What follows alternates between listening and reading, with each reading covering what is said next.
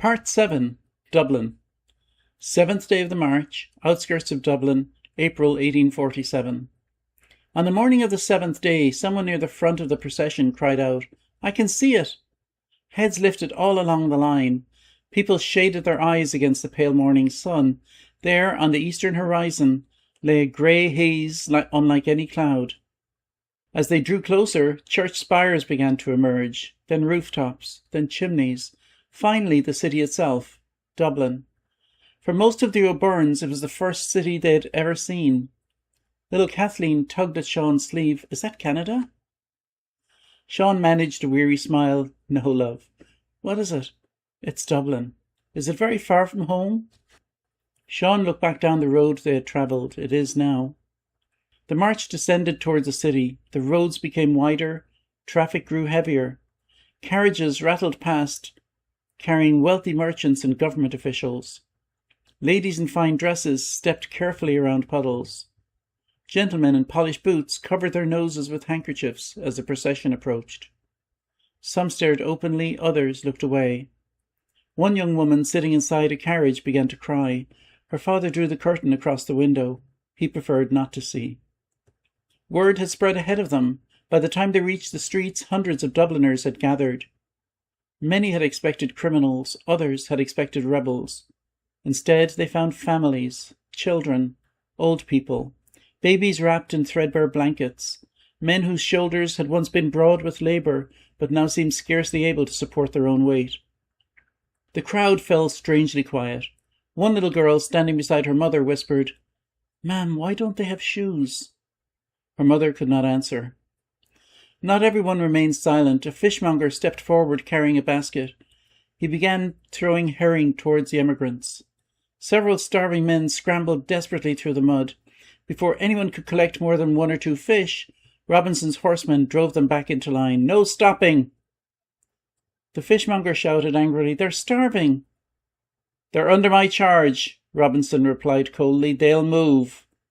The fishmonger looked at the mounted men with undisguised contempt. "They're not cattle." Robinson answered without turning, "They're no concern of yours." Further along the route, another crowd had gathered outside a bakery. Without warning, a woman broke from the spectators, carrying a basket of fresh rolls. She pushed through Robinson's guards before anyone could stop her. "Take them." She thrust the basket into Sean's arms. "Quickly." Sean stared at her. There isn't time."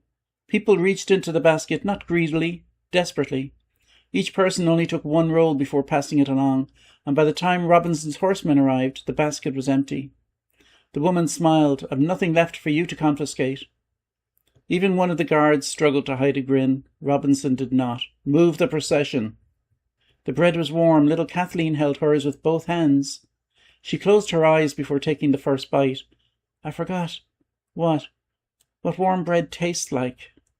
Sean's own piece disappeared in 3 mouthfuls. It did little to satisfy his hunger, but it reminded him he was still alive. Sometimes that was enough.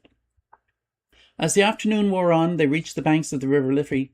Ships crowded the quays. Masts stretched into the sky like a forest stripped of leaves. Little Kathleen gasped, "So many boats." Sean nodded. "I've never seen anything like it." "Which one is ours?" "Not yet. Our ship is waiting in Liverpool." She frowned. "Where's Liverpool?" Sean pointed east, across the sea. She looked at the dark water. "We have to cross that?" "Yes." She squeezed his hand a little tighter. That evening, the emigrants were gathered in an open yard near the docks. No buildings sheltered them, only high stone walls. The smell of coal smoke drifted across the city. So did another smell: fresh bread, roasting meat, beer. The aromas floated over the wall like cruel reminders of a world from which they had long been excluded. Nearby, church bells rang for evening prayers. Kathleen listened quietly. "They sound like the bells at home." Sean nodded. "They do. I wonder who's ringing ours now." Neither answered. The church in Strokestown was now many days behind them. Yet in Kathleen's mind, she could still hear the bell that had once tolled for Michael, then Bridget. Would it ring one day for Moira? No one in the parish even knew she was gone. After sunset, the priest gathered those who wished to pray. More than 1,000 people knelt on the cold ground. Some prayed for strength, others prayed for forgiveness. Many simply prayed for tomorrow. When the prayers ended, the priest remained standing. He looked across the weary faces, illuminated by small fires. "My friends," he said softly, "we have walked further than many believed possible." He paused. "We have buried our dead with dignity." Many eyes turned towards Sean and Kathleen.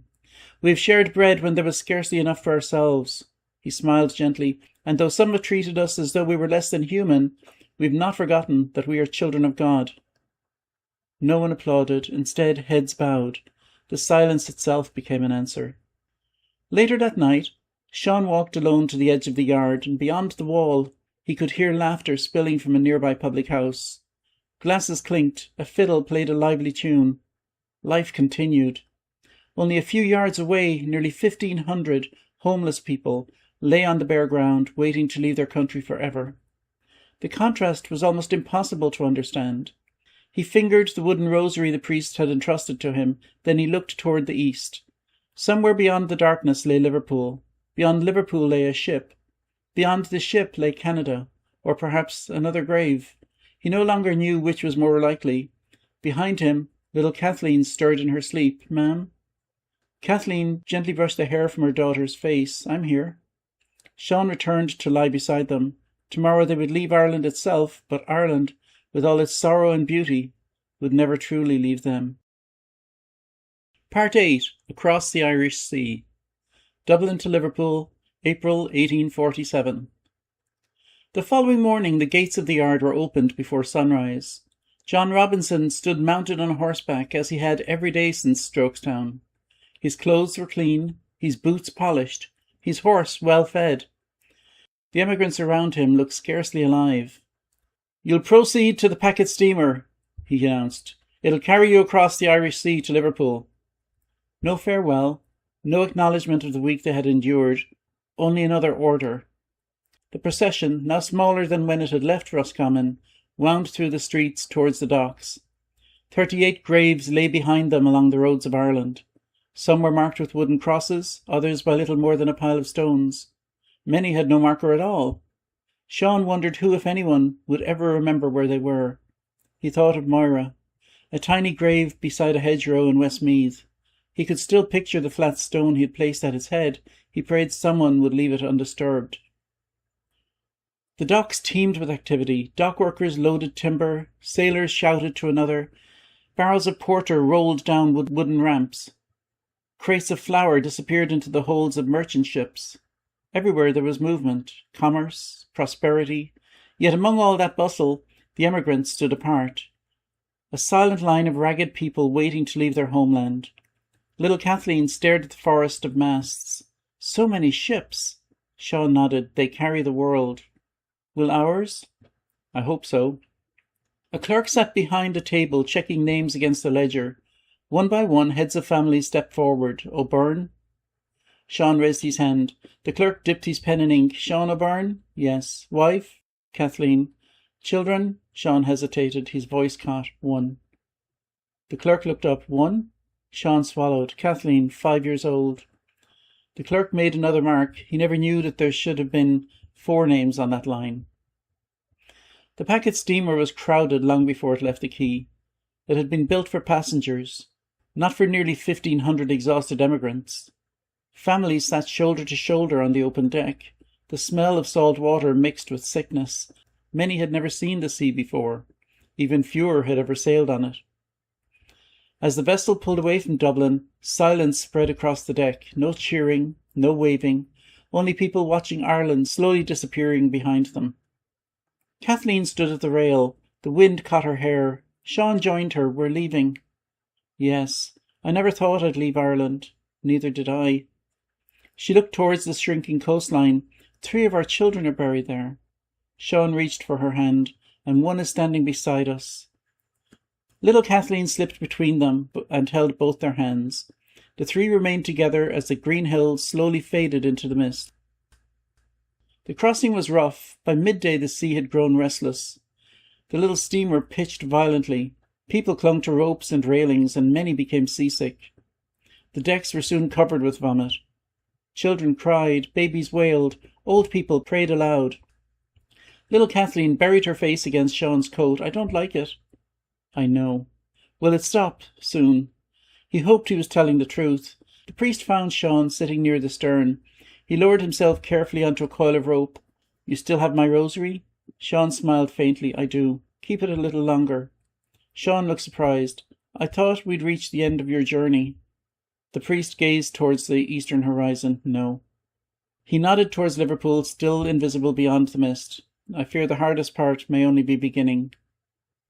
Late in the afternoon the storm eased. Gradually the outline of land appeared. At first it was only a dark line upon the horizon, then buildings, then church spires, then forests of ships' masts. Liverpool. The busiest port any of them had ever imagined. As they entered the Mersey, hundreds of vessels crowded the river.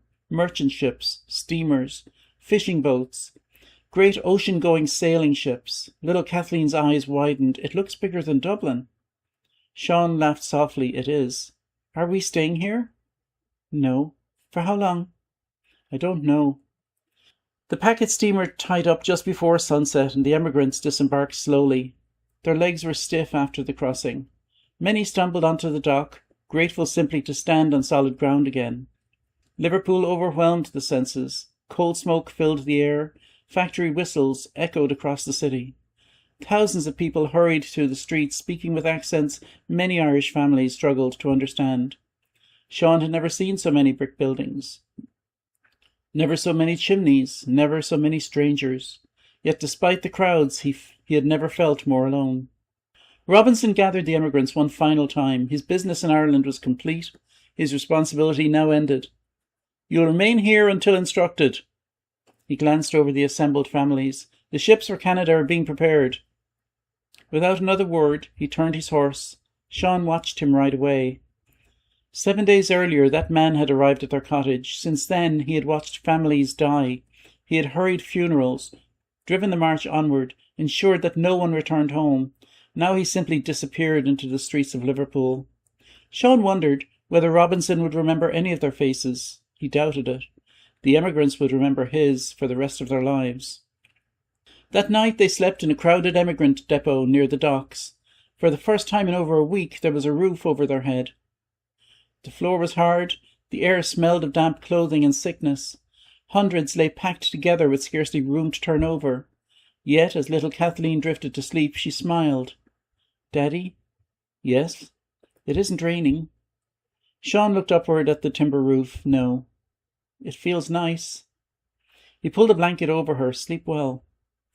Outside, beyond the depot, a great sailing ship rocked gently against the quay. Its mast disappeared into the darkness. Tomorrow they would board it. It promised a new life across the Atlantic. No one waiting on the dock could yet imagine how many lives that voyage would claim.